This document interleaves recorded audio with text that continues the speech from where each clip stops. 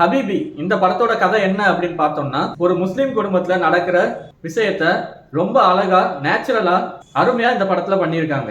கஸ்தூரி ராஜா தன்னோட பையனுக்கு எப்படியாச்சும் கல்யாணம் பண்ணி வைக்கணும் அப்படிங்கிறத, அந்த கல்யாணத்துக்கு முன்னாடி என்னென்ன பிரச்சனை எல்லாம் வருது, இவங்களோட வாழ்க்கை எப்படி இருக்கு, ஃபாரினுக்கு போய் மனைவியை விட்டு அவங்க பிரிஞ்சிருக்கிற வழியவும், ஒரு கஷ்டத்துல கூட பார்க்க வர முடியாத சூழ்நிலையவும், அந்த மாதிரி வழியை இந்த படத்துல தத்ரூபமா காட்டியிருக்காங்க. இந்த படத்தோட ஃபர்ஸ்ட் ஹாஃப் எப்படி இருக்கு அப்படின்னு பார்த்தோம்னா, கஸ்தூரி ராஜா ஒரே ஆளா 3 வித்தியாசமான தோற்றத்துல நடிச்சிருக்காரு. படத்தோட காஸ்டியூம் டிசைனர் மேக்கப் மேனையும் கண்டிப்பா பாராட்டியே ஆகணும். கஸ்தூரி ராஜாவோட பையனுக்கு மேரேஜ் ஆகி அவரு ஒய்ஃபை வீட்டுல விட்டுட்டு ஃபாரினுக்கு போறாரு, அதாவது துபாய். இப்ப 2வது பையன் என்ன பண்றாரு அப்படின்னு பார்த்தோம்னா, அவங்க படுற கஷ்டத்தெல்லாம் பார்த்துட்டு நம்மளும் நம்ம மனைவியை விட்டு இப்பெல்லாம் பிரிஞ்சிருக்க கூடாது, ஏதாச்சும் வேலை செஞ்சு இந்த ஊர்லயே செட்டில் ஆயிடணும் அப்படின்னு தன்னோட ஸ்கூல் லைஃப்ல இருந்து மாளவிகா மனோஜை பார்த்துக்கிட்டே லவ் பண்ணிக்கிட்டு இருக்காரு. அது அவங்களுக்கும் தெரிய வருது. 2 பேரும் பேசாமையே லவ் பண்ணிக்கிட்டு இருக்காங்க. கஸ்தூரி ராஜா ஒரு நெசவாளரா அதுக்குண்டான விஷயங்களை இந்த படத்துல எடுத்து காட்டியிருந்தாரு. என்ன ஆனாலும் பழசு அப்படின்னு தூக்கி போட்டுறக்கூடாது, இது நான் பிறந்ததுல இருந்து இது என் கூட தான் இருக்கு, இதை நான் ஒன்றும் பண்ண விட மாட்டேன் அப்படின்னு அவர் இருக்காரு.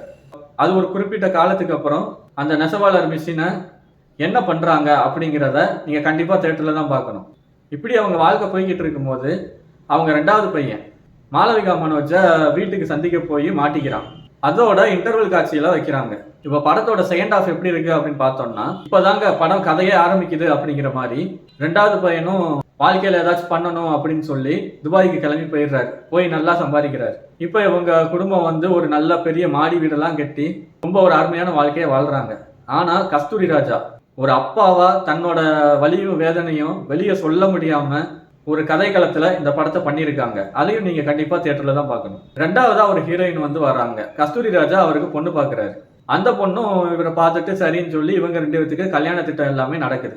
அப்படி நடக்கும்போது கண் கலங்குற மாதிரி ஒரு சீனை வச்சுட்டாங்க. அது படத்தையே தலைகீழா மாத்தி போட்டுருச்சு. அதுக்கப்புறம் இந்த கல்யாணம் நடக்குமா நடக்காதா அப்படின்னு பார்க்கும்போது, பொண்ணு வீட்டுல இருந்து அவங்க நியாயத்தை பேச, மாப்பிள்ளை வீட்டுல இருந்து இவங்க நியாயத்தை பேச அப்படின்னு அந்த பொண்ணும் வேணான்ட்டு விட்டு போயிடுறாங்க.